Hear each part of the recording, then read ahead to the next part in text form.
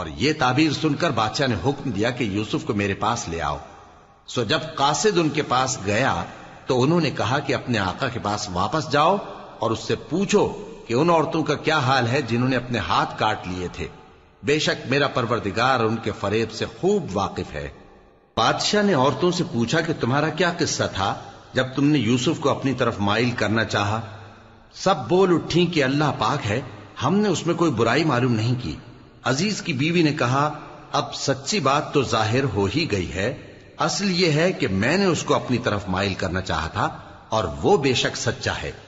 یوسف نے کہا کہ میں نے یہ بات اس لیے پوچھی ہے کہ عزیز کو یقین ہو جائے کہ میں نے اس کی پیٹھ پیچھے اس کی امانت میں خیانت نہیں کی، اور اللہ خیانت کرنے والوں کی چال کو چلنے نہیں دیتا، اور میں اپنے آپ کو پاک صاف نہیں کہتا، کیونکہ نفس امارہ انسان کو برائی ہی سکھاتا رہتا ہے، مگر یہ کہ میرا پروردگار رحم فرمائے، بے شک میرا پروردگار بخشنے والا ہے، مہربان ہے۔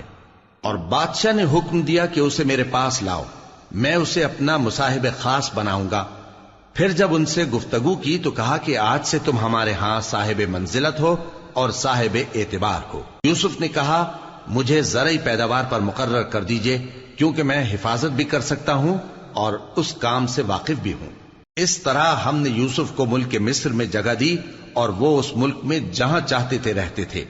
ہم اپنی رحمت جس پر چاہتے ہیں کرتے ہیں اور نیکوکاروں کے اجر کو ضائع نہیں کرتے، اور جو لوگ ایمان لائے اور ڈرتے رہے ان کے لیے آخرت کا اجر بہت بہتر ہے۔ اور یوسف کے بھائی کنعان سے مصر میں غلہ خریدنے کے لیے آئے تو یوسف کے پاس گئے، تو یوسف نے ان کو پہچان لیا اور وہ ان کو نہ پہچان سکے۔